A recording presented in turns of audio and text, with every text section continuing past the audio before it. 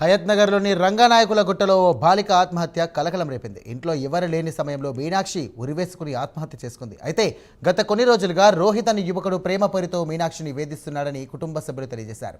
తనను ప్రేమించాలని ఇన్స్టాగ్రామ్లో బాలికకు అసభ్యకరమైనటువంటి మెసేజ్లు పంపినట్లు చెబుతున్నారు. అలాగే 2 రోజుల క్రితం దీనిపై పోలీసులకు కూడా ఫిర్యాదు చేసినా పట్టించుకోలేదని ఆగ్రహం వ్యక్తం చేస్తున్నారు.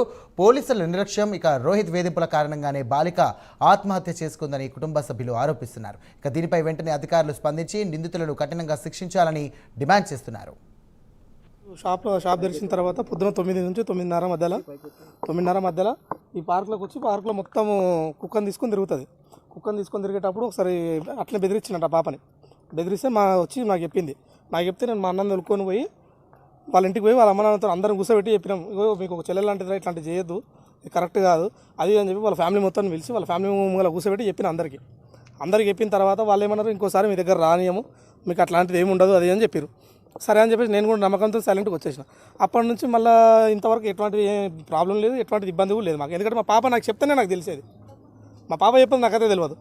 అయితే మళ్ళీ వచ్చేసి మొన్న 24వ తారీఖు రోజు వాట్సాప్ కాల్ చేస్తూ ఉన్నారు, అదే మన ఇన్స్టాగ్రామ్ కాల్ చేస్తూ ఉన్నారు. అయితే యాక్చువల్ మొబైల్ నా దగ్గరే ఉంటుంది, వాళ్ళ దగ్గర ఎటువంటి మొబైల్స్ ఉండవు, ఏముండదు. అయితే నా ఫోన్లోనే మా పాప క్రియేట్ చేసింది వాళ్ళ ఫ్రెండ్స్ గురించి.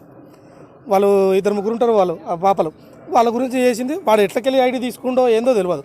ఐడి నుంచి ఇంతకుముందు వేరే ఐడి నుంచి చేసిండు, సరేలే మాకు ఏం తెలియదు. లాస్ట్కి వస్తే ఏంటంటే వాన్ ఐడి మాకు 1 ఫోటో కనిపించింది. షాప్ తెరిచిన తర్వాత పొద్దున 9 నుంచి 9:30 మధ్యలో. రైట్, ఇదే అంశానికి సంబంధించి మరిన్ని డీటెయిల్స్ మా కరెస్పాండెంట్ కుమార్ అందిస్తారు. కుమార్, చెప్పండి, ప్రస్తుతం పరిస్థితి ఎలా ఉంది? బాలిక ఆత్మహత్యకు గల కారణాలేంటి? నిజంగా అసలు యువకుడు వేధించాడా? పోలీసులు సరైన సమయంలో స్పందించలేదని చెప్పేసి కుటుంబ సభ్యులు ఆరోపిస్తున్నారు. Thank you Sairam. హయత్ నగర్ లోని రంగనాయకుల గుట్టలో విషాదం అయితే చోటు చేసుకుందని చెప్పొచ్చు. ఒక మైనర్ బాలిక ఏదైతే ఈ రోజు ఉదయం ఆత్మహత్య అయితే చేసుకుంది. హయత్ నగర్ పోలీస్ స్టేషన్ పరిధిలో ఈ దారుణమైన ఘటన అయితే చోటు చేసుకుంది. రంగనాయకుల గుట్టకు చెందిన మీనాక్షి అనే మైనర్ బాలిక మంగళవారం అంటే ఈ రోజు తెల్లవారుజామున ఆత్మహత్య అయితే చేసుకుంది.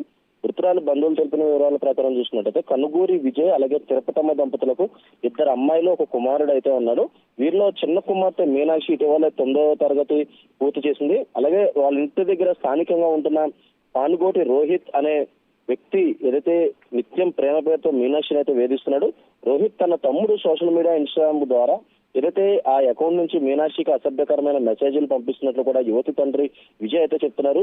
రోహిత్ పై చర్యలు తీసుకోవాలని మీనాక్షి కుటుంబ సభ్యులు 2 రోజుల క్రితం హయత్ నగర్ పోలీస్ స్టేషన్ పరిధిలో ఉన్న ఏదైతే పోలీస్ స్టేషన్ లో ఫిర్యాదు అయితే చేశారు.